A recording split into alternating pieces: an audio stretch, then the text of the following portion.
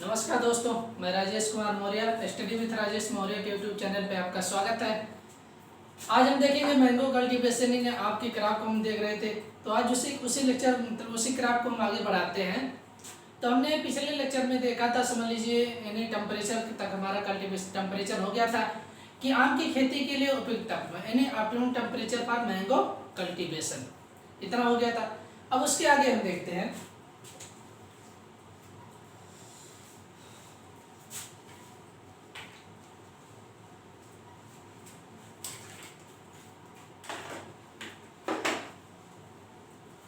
अब हम देख लेते हैं कि इंडिया का यानी आम के उत्पादन में कौन सा स्थान है। विश्व में अगर देखा जाए कि इंडिया का आम के उत्पादन में कौन सा स्थान है।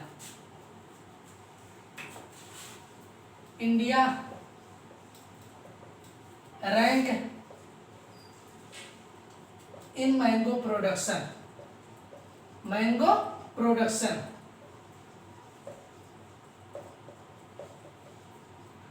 यानी India rank in mango production यानी भारत का आम के उत्पादन में कौन सा स्थान है। तो अगर इंडिया रैंक की बात किया जाए तो समझ लीजिए किसकी, पूरे विश्व में बात किया जा रहा है। किसमें? कि पूरे विश्व में। तो पूरे विश्व में आम के उत्पादन में भारत का कौन सा स्थान? प्रथम स्थान है। कौन सा? फर्स्ट।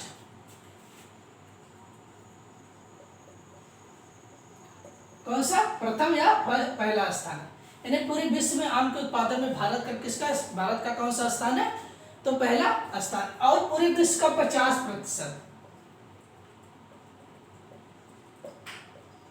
अपवर्ड यानी पूरे विश्व का 50% आम का उत्पादन किसमें होता है? भारत में होता है। अगर खेती में वही बात की जाए तो कितना परसेंट पूरे विश्व का, कितना परसेंट भारत में आम की खेती? तो 4% आम की खेती। लेकिन प्रोडक्शन अगर देख लिया जाता है, क्या प्रोडक्शन कि पूरे विश्व में जो आम का उत्पादन होता है उसमें भारत का कौन सा स्थान है, या भारत का कितना परसेंट पूरे विश्व के आम के उत्पादन में कितना परसेंट भाग होता है? तो 50% पूरे विश्व में भारत का जो होता है, 50% भारत का उत्पादन होता है पूरे विश्व में मिला के। तो India rank in mango production first यानी आम के उत्पादन में भारत का कौन सा स्थान है? तो प्रथम स्थान है। उसके बाद हम आगे देखते हैं कि टोटल एडिबल यानी कुल खाने वाले स्पीशीज या कुल खाने वाली जातियां भारत में कितनी पाई जाती है आम की? टोटल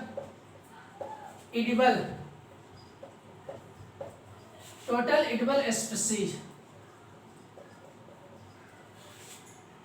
ऑफ मैंगो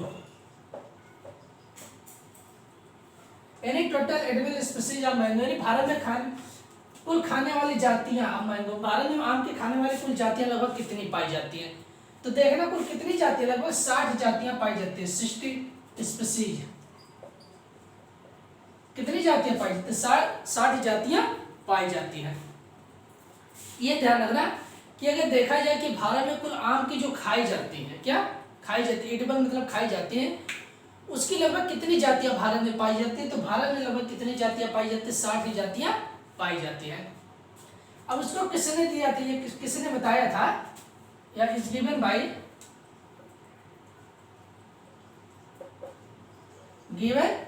यानी किसने दिया था? तो कोस्टरमैन्स एंड बोमपर्ड,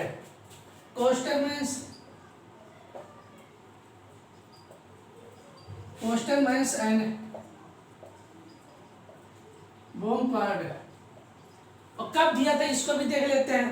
तो 1993 में। कब दिया था? 1993 में दिया था। मतलब बताया था कि भारत में कुल खाने वाली लगभग कितनी जातियां? 60 जातियां पाई जाती है। गिवन बाय या किसने बताया था, किसने कहा था? कोस्टरमैन्स एंड बोमपर्ड। किसने? बोमपर्ड ने कब कहा था? 1993 में इन्होंने बताया था कि भारत में कुल लगभग खाने वाली आम की जो जातियां होती 60 जातियां भारत में पाई जाती हैं। कितनी जातियां पाई जाती है? 60 जातियां पाई जाती है। तो इसको आप नोट कर लेना।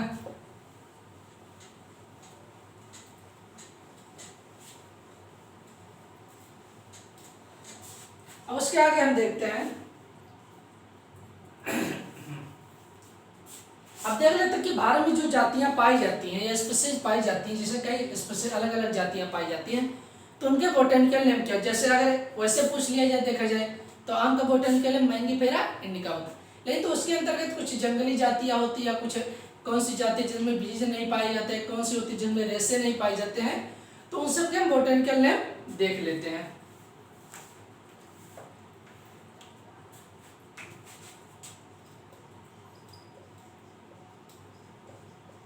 तो important wild species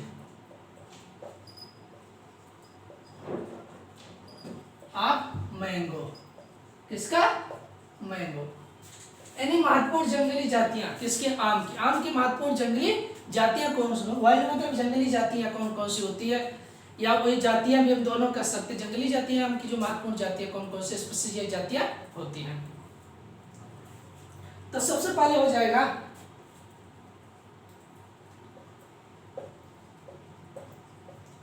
mango specially, मतलब विशिष्ट रूप से। क्या हो जाए? स्पेशली मतलब स्पष्ट रूप से, या मैंगो स्पीशीज।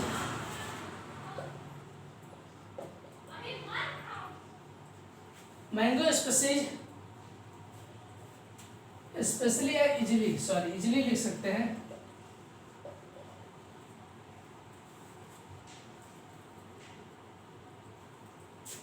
इजिली पीलेड मतलब इसके छिलकों को लाइक बनाना। क्या हो जाए? लाइक बनाना। यानी आम के कौन से स्पीशीज है जिसके छिलकों, मतलब इजिली मतलब आसानी से, पीलेड मतलब छिलके को उतार सकते, लाइक बनाना है केला की तरह उतार सकते हैं या उतारा जाता है। कि आम की कौन सी जातियां होती हैं? मैंगो स्पीशीज मतलब आम की जातियां, इजिली मतलब आसानी से, पीलेट मतलब छिलके को लाइक बनाना है, केला की तरह इसके छिलकों को भी हम उतार सकते हैं। जैसे हम सब क्या देखते होंगे कि आम के केला क्या होता है, उसके छिलकों को आसानी से उतार सकते हैं। तो आम की कौन सी ऐसी जातियां हैं उनके छिलकों को हम आसानी से उतार सकते हैं? तो उनका बोटेनिकल में हम देख लेते हैं। तो इनका बोटेनिकल नेम हम देखेंगे मैंगीफेरा,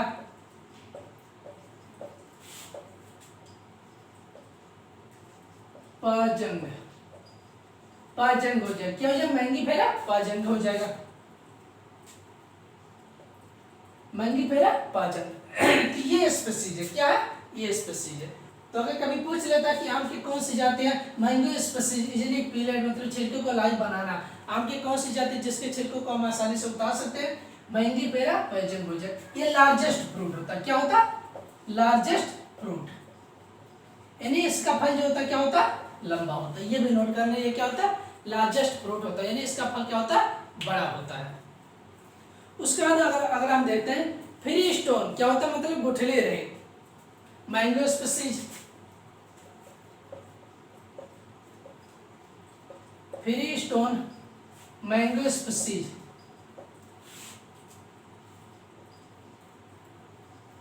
यानी आम की गुठली रेत पर जाते हैं। फ्री स्टोन मैंगो स्पीशीज क्या होता है? आम की गुठली रेत पर। जैसे बहुत लोग बोलते हैं सीडलेस, क्या बोला जाता है? सीडलेस वैरायटी ऑफ मैंगो, मतलब आम की बीज रहित प्रजाति।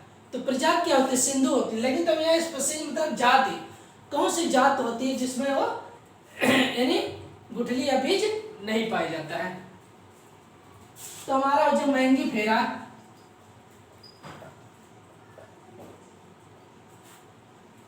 सिमलीज क्या हो जाएगा? मैंगीफेरा सिमलीज हो जाएगा। सिमलीज हो जाए। तो आम की जातियां मैंगीफेरा सिमलीज होता है, जिसमें क्या होता है? गुठली फ्री स्टोन मैंगो स्पीशीज मतलब आम की गुठली रहित प्रजातियां। आम की कौन सी प्रजाति होती है जिसमें बीज नहीं पाई जाती? ये हो गया।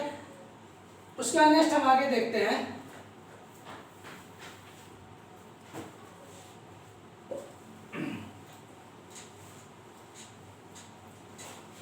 तो अगर पूछ लेता कि आम की कौन सी प्रजाति होती है जिसके छिलकों को हम केला की तरह मतलब केले की तरह उतार सकते हैं, तो मैंगीफेरा पाजंग हो जाए, पाजंग हो जाएगा।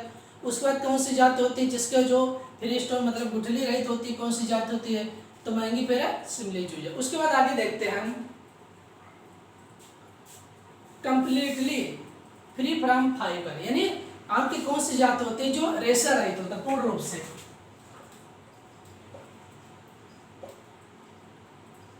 कंप्लीटली फ्री फ्रॉम फाइबर क्या हो जाएगा? फाइबर हो जाएगा। यानी आम के कौन सी स्पीशीज जात होती है जो क्या होता है? पूर्ण रूप से रेशे रहित होता है। क्या होता है? Fibre species. क्या होता है? रेशे रहित होता है। क्या हो जाए? Completely free from fibre species. तो आम की कौन सी जात होती है जो रेशे रहित होता है? क्या होता है? रेशे रहित होता, मतलब उसमें रेशे नहीं पाया जाता है। तो मैंगीफेरा मैग्नीफाइका, इसका बोटेनिकल है, मैं आप सबको बता रहा हूं, मैंगीफेरा मैग्नीफाइका। मैग्नीफाइका, मैंगीफेरा मैग्नीफाइका। तो ये समझ लीजिए जाति इनका, ये बोटेनिकल नेम हम आप सबको बता रहे हैं कि आम के कौन से ऐसी प्रजाति होती है जो पूर्ण रूप से रेशा रहित होता है, जिसमें रेशा नहीं पाया जाता, तो मैंगीफेरा मैग्नीफाइका हो जाएगा। उसके बाद आ जाता है off season bearing species. Off season bearing species मतलब ऑफ सीजन, जो बिना मौसम के फल देते हैं। क्या होते हैं? बिना मौसम के फल देते हैं। तो आम का हमारा सीजन कब से कब तक चलता है? इन्हें समझ लीजिए फरवरी से लेके वही लास्ट जून या कुछ जुलाई तक चलता है। तो क्या होता है? मतलब ये सीजन आता है। लेकिन तो ऑफ सीजन जब सीजन खत्म हो जाता है, क्या सीजन खत्म हो जाए, यानी सितंबर से लेके यानी समझ लीजिए जनवरी तक की, क्या हो जाएगा? जनवरी तक। तो इसका आम का सीजन नहीं रहता, मतलब जो उस समय पेड़ पौधों में फल फूल नहीं आते। कुछ ऐसी वैरायटियां होती है जिसमें फल तथा फूल आते हैं। तो वही कौन सी स्पीसीज होती है? Off season bearing species of mango.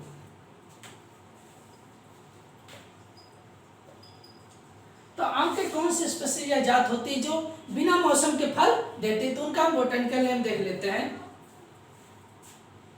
तो मैंगीफेरा र्यूफोकोस्टट। तो क्या हो? मैंगीफेरा र्यूफोकोस्टेट,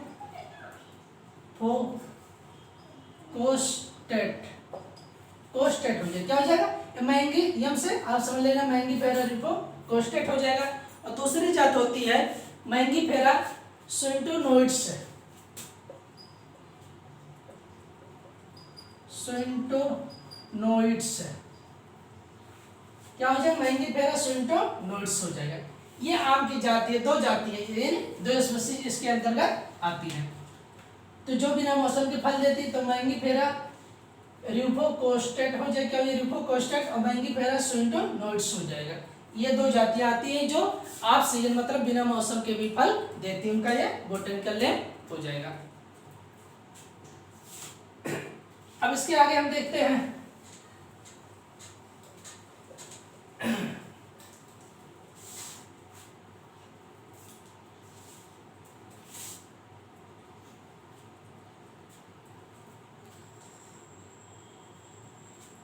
अब इसके आगे हमारा आ जाता है रेसिस्टेंट टू एंथ्रेक्नोज। रेसिस्टेंट मतलब प्रतिरोधी,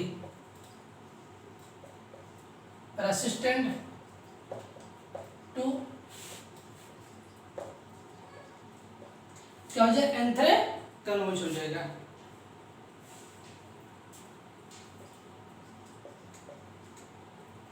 स्पीसीज यानी आम की कौन सी जात होती जो एंथ्रेक्नोज के प्रति रेसिस्टेंट होता? तो एंथ्रेक्नोज सबसे पहले जान लेते हैं। एंथ्रेक्नोज ये काम में बीमारी लगती है। क्या होती है? बीमारी लगती है। तो यही उसके प्रति रेसिस्टेंट मतलब प्रतिरोधी होता है। तो आम की कौन सी स्पीसीज ये जाती है जिसमें यह बीमारी नहीं लगती है?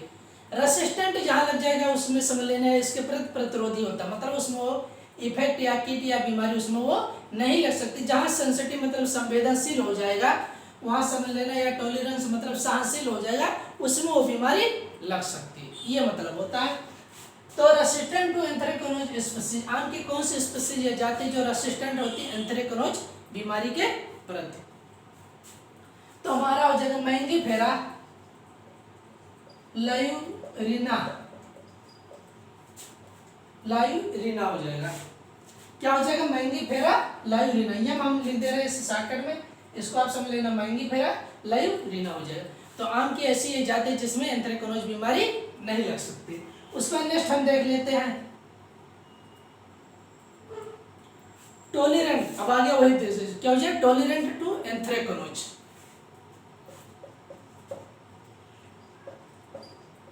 Tolerant to anthracnose.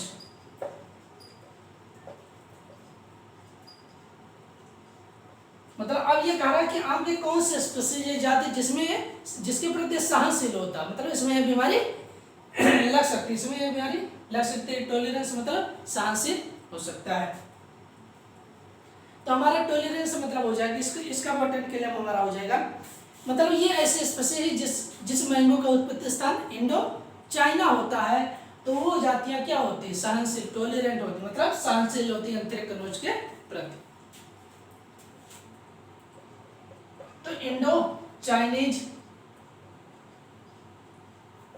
Type species of mango,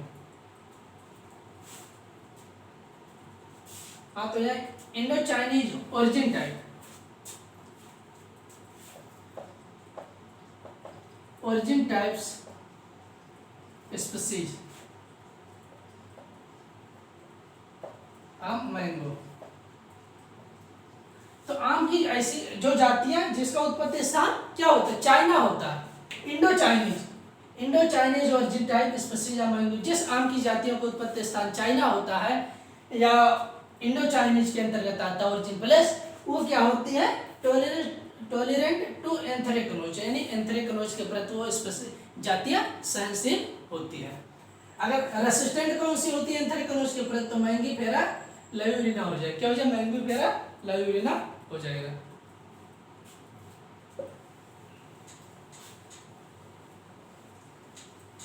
अब इसके आगे हम देखते हैं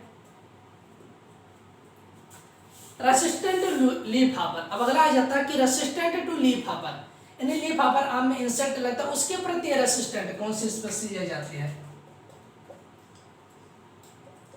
रेसिस्टेंट टू लीफ हॉपर, यानी आम की कौन सी स्पीशीज जाती है जो रेसिस्टेंट होती, मतलब प्रतिरोधी होती लीफ हॉपर के प्रति, मतलब लीफ हॉपर इंसेक्ट उसमें नहीं लग सकता है, तो कौन सी स्पीशीज जाति होती है, तो हो जाएगा मैंगीफेरा एल्टाइसिमा,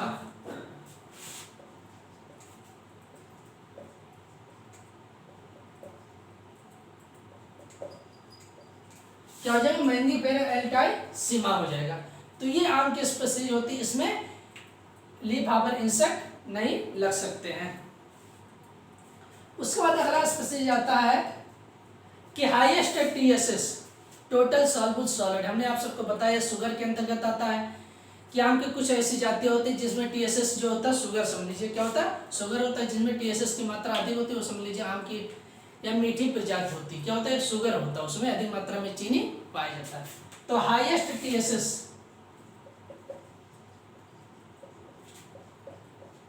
हाईएस्ट टीएसएस यानी 21.7% जो होता है, इसे इसकी जो मापा जाता है ब्रिक्स में मापा जाता है, किससे, ब्रिक्स में मापा जाता है, स्पीशीज होता है।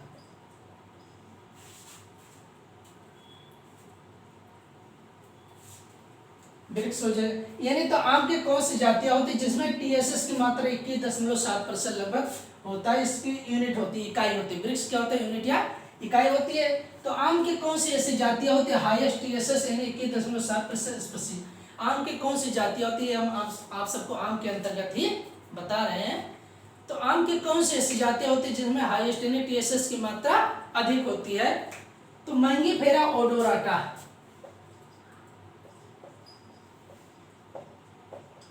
क्या हो जाएगा, मैंगीफेरा ओडोराटा, ये समझ लीजिए कैपिटल में रहता है, क्या रहेगा, मैंगीफेरा ओडोराटा। तो आम की जो स्पीशीज है मैंगीफेरा ओडोराटा, इसमें टीएसएस की मात्रा अधिक पाई जाती है। तो ये हो गया, हमने आम की कुछ महत्वपूर्ण जो जातियां थी उनके बोटेनिकल नेम, किसके प्रति कौन सहनशील होता है, कौन रेसिस्टेंट होता है, किसमें क्या अधिक मात्रा में पाया जाता है, कौन सी जातियां होती जो फाइबर मतलब रेशे रहित होती है, कौन सी जातियां होती जो गुठली मतलब स्टोन फ्री होती है, मतलब जिसमें बीज नहीं पाया जाता है। तो ये हमने आप सबको बता दिया है। तो कभी कभी आप सबका समझ लीजिए ये पूछा जा सकता है कौन सी प्रजाति जिसमें कौन से स्पीशीज होती है जिसमें क्या होता है गुठली नहीं पाई जाता है।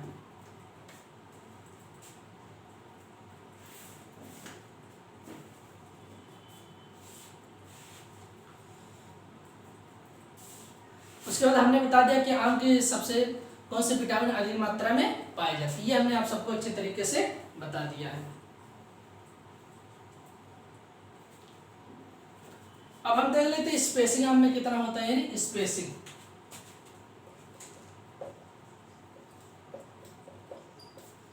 स्पेसिंग है जिसे हम पौध अंतरण, जिसे हम क्या बोलते हैं पौध अंतरण, क्या बोला जाता है पौध अंतरण। अब पौध अंतरण क्या होता है, जब हम आम को प्लांटिंग करते हैं, क्या करते हैं रोपाई करते हैं, तो स्पेसिंग की हमें जरूरत होती है, यानी दूरियां मेंटेन करने के लिए क्या, जब हम प्लांटिंग करते हैं तो हमें स्पेसिंग की जरूरत होती है। अब अगर पूछा जाता है कि नॉर्मल कंडीशन यानी सामान्य रूप से, नॉर्मल कंडीशन में, नॉर्मल कंडीशन में अगर पूछ लेता है सामान्य रूप से आम को हम कितनी दूरी पर लगाते हैं, तो 10 × 10 मीटर की दूरी पर हम लगाते हैं, सामान्य रूप से आम को कितनी दूरी पर 10 × 10 मीटर की दूरी पर हम लगाते हैं। अगर वहां पर आ जाता है कि आम की आम्रपाली प्रजाति, आम्रपाली वैरायटी, अब आ जाता है कि आम की आम्रपाली प्रजाति को कितनी दूरी पर लगाते हैं, ये हो जाएगा नॉर्मल कंडीशन के लिए। क्या नॉर्मल कंडीशन के लिए कि आम की जो जातियां होती हैं उनको सामान्य रूप से कितनी दूरी पर लगाते हैं, तो 10 × 10 मीटर की दूरी पर लगाते हैं। अब 10 × 10 मीटर की दूरी कैसे होता है, ये आप सबको पूरा अच्छे से बता दे रहे हैं।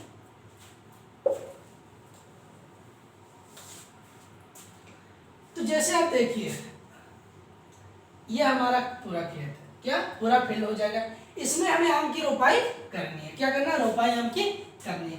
अब 10 × 10 दिया है, तो इसमें तुम्हारा रो टू रो, मतलब रो टू रो, मतलब इसे हम क्या कहते हैं लाइन से लाइन,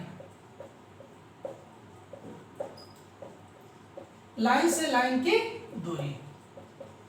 अब लाइन से लाइन की दूरी जो कितना रखेंगे 10 मीटर, कितना रखेंगे 10 मीटर। अब लाइन से लाइन क्या होता है, यही हो जाएगा आपका,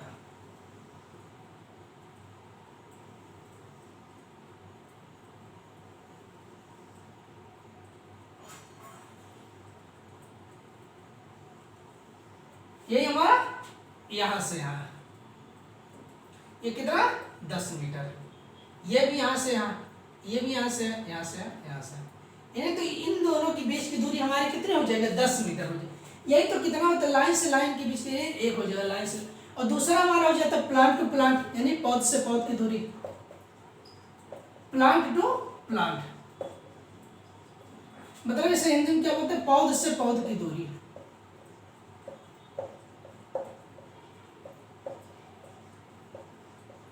क्या हो जाएगा पौध से पौध की दूरी। अब पौध से पौध की दूरी हमारा क्या हो जाएगा, ये भी 10 मीटर रहता है, कितना 10 मीटर, तो ये हमारा हो गया लाइन से लाइन की दूरी। अब हो जाएगा पौध से पौध, एक यहाँ पौध, एक यहाँ पौध, एक यहाँ पौध, तो ये हमारे पौध से पौध की दूरी हो जाएगी, क्या हो जाएगा पौध से पौध की दूरी हो जाएगा। तो यही हमने स्पेसिंग आप सबको बताया है कि आम को अगर पौध अंतर पूछ लेता है तो 10 × 10, तो 1 हेक्टेयर में अगर हम लगाते तो लगभग कितने पौधे आ जाएंगे 100 पौधे आ जाएंगे। तो सबसे पहले हमें ये पता होना चाहिए कि अगर हमें स्पेसिंग निकालना है, क्या स्पेसिंग निकालना है, तो आज हम आप सबको स्पेसिंग के साथ में बता दे रहे हैं। तो इसको आप जरूर ध्यान रखना अच्छे से कि नॉर्मल कंडीशन में आम को सामान्य रूप से कितनी दूरी पर लगाते हैं, तो 10 × 10 मीटर की दूरी पर लगाते हैं।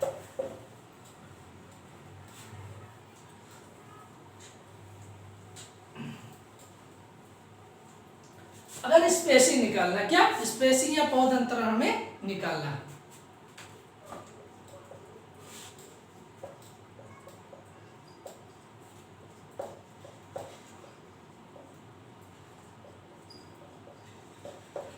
स्पेसिंग या पौध अंतर निकालना है, तो हमें यह पता चल गया कि हमें आम को कितनी दूरी पर लगाना है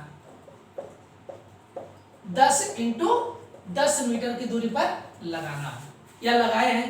तो 1 हेक्टेयर लगाना है, 1 हेक्टेयर में कितने, जैसे हमने ये समझ लिया हमारा 1 हेक्टेयर खेत है, क्या 1 हेक्टेयर खेत है, तो हमें आम को 10 × 10 मीटर की दूरी पर लगाएंगे तो 1 हेक्टेयर में कितने पौधे आ सकते हैं, उसको हम उसी हिसाब से मार्केट से पौधे खरीद के लाना है। तो इसकी जानकारी तो हमें कैसे इसको निकालेंगे, तो सबसे पहले हमें यह पता होना चाहिए 1 हेक्टेयर में कितने वर्ग मीटर होते हैं, कितने वर्ग मीटर होते हैं। तो सबसे पहले हमें यह पता होना बहुत जरूरी। तो 1 हेक्टेयर में हमारे 10,000 वर्ग मीटर या मीटर स्क्वायर होते हैं, 10,000 वर्ग मीटर या मीटर स्क्वायर होते हैं, ये ध्यान रखना। वर्ग मीटर भी लिख सकते हैं या मीटर स्क्वायर भी लिख सकते हैं। तो ये हमें सबसे पहले पता होना चाहिए। स्पेसिंग निकालने के लिए चाहे हम वेजिटेबल का निकालेंगे चाहे हम फ्रूट का किसी पौधे का निकालेंगे, तो 1 हेक्टेयर में कितने वर्ग मीटर या मीटर स्क्वायर होते हैं, तो 1 हेक्टेयर में 10,000 वर्ग मीटर या मीटर स्क्वायर होते हैं। तो ये इसको आप ऐसे लिखे रहना, इतना आप सबको जानकारी होना चाहिए।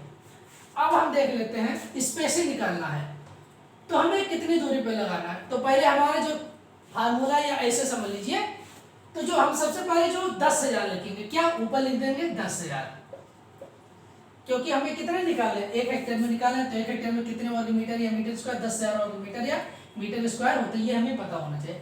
अब आ जाता है, अब ऐसे बटा कर लीजिए। अब बटे में पौध से पौध और लाइन से लाइन की दूरी यहाँ दोनों रखी जाती है, लाइन से लाइन और पौध से पौध की दूरी रखी जाती है।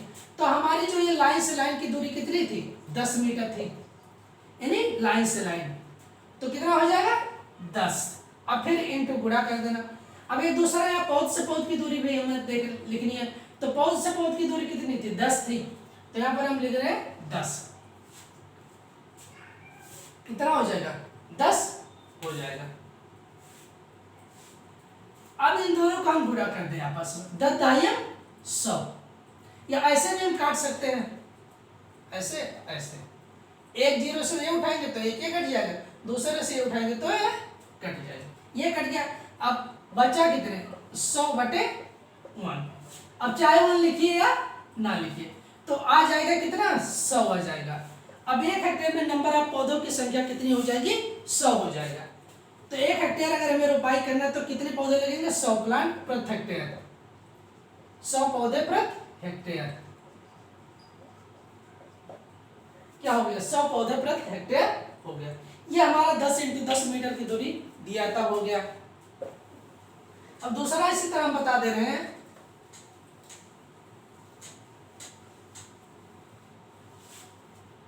अगर वही आ जाता है कि हम अगर 5 × 5 मीटर की दूरी पर लगाते हैं आम को, 5 × 5 मीटर की दूरी पर लगाना है, मान लेते सपोज दैट कि हमें आम की अगर रोपाई करना है तो 5 × 5 मीटर की दूरी पर ही लगाते हैं, बाई चांस मान लेते हैं 100 मान लेते हैं, तो आप कितने 1 हेक्टेयर में नंबर ऑफ पौधे कितने आ जाएंगे। तो सबसे पहले हमने आप बताया था कि 1 हेक्टेयर बराबर कितने होते हैं, तो 10,000 वर्ग मीटर या मीटर स्क्वायर, 10,000 वर्ग मीटर या मीटर स्क्वायर होते हैं। तो इतना आप सबको, अगर एकड़ पूछ लेते हैं 1 हेक्टेयर बराबर कितने एकड़ होते हैं, तो 1 हेक्टेयर बराबर कितने 2.47 एकड़ होते हैं। कितने वर्ग फुट होते हैं 1 हेक्टेयर बराबर, तो 43,560 वर्ग फुट होते हैं, वर्ग फुट होते हैं। ये हो गया। तो हमने ये सबको बताया, इसको आप नोट कर लीजिएगा अच्छी तरीके से कि 1 हेक्टेयर में कितने वर्ग मीटर है मीटर स्क्वायर, 10,000 वर्ग मीटर या मीटर स्क्वायर होते हैं। 1 हेक्टेयर बराबर कितने का 2.47 एकड़। 1 हेक्टेयर में कितने वर्ग फुट होते हैं 43,560 वर्ग फुट होते हैं, या फुट स्क्वायर भी इसको लिख सकते हैं। अब आ जाता है कि 5 × 5 मीटर की दूरी पर हमें लगाना है, तो सबसे पहले इसको उठाना 10, क्योंकि 1 हेक्टेयर में 10,000 वर्ग मीटर, 10 कितना 10,000 हमने ले लिया, उसमें इंटू 5, फिर इंटू 5 हो गया। अब इसको यही हम गुणा कर सकते हैं, 5 × 25, तो 25 चौका 100। अब ये 25 से हम 100 में भाग देंगे 4 बच जाएंगे, तो कितना यहाँ 4 आएंगे, बाकी यहाँ 2 बचे 0, तो कितना हो जाएगा 400 पौधे प्रति हेक्टेयर। कितने हो जाएंगे? 400 पौधे प्रति हेक्टेयर हो जाएंगे। तो ये हमने आप सबको स्पेसिंग या पौधा अंतरण हमने बता दिया। कुछ क्वेश्चन हमने आपको आम के बारे में बताया है। तो आप जरूर इसको कमेंट बॉक्स में कमेंट करिएगा कि आप सबको कैसा लगा। अगर किसी का स्पेसिंग आपको नहीं आ रहा है तो दशमलव आप वाला जो होता है उसको हम नेक्स्ट लेक्चर में आपको बता देंगे। जैसे आम्रपाली होता है तो वो भी सिंपल सा, बस थोड़ा जितने दशमलव रहते उतने शून्य आगे 10 से गुणा कर देते। एक दशमलव के बाद एक अंक रहेगा तो 10 से गुणा, 2 अंक रहेगा तो हम 100 से गुणा करते, उसी हिसाब से वो भी होता है। आसान है, कुछ नहीं। तो इतना हमने आप सबको बताया। हमें लगता है, उम्मीद है कि आप सबको पूरा समझ में आया होगा। अगर किसी बच्चों को कहीं दिक्कत हो तो कमेंट बॉक्स में आप कमेंट करिएगा कि आप सबको ये लेक्चर कैसा लगा। आज के लिए हम इतना ही रखते हैं। धन्यवाद।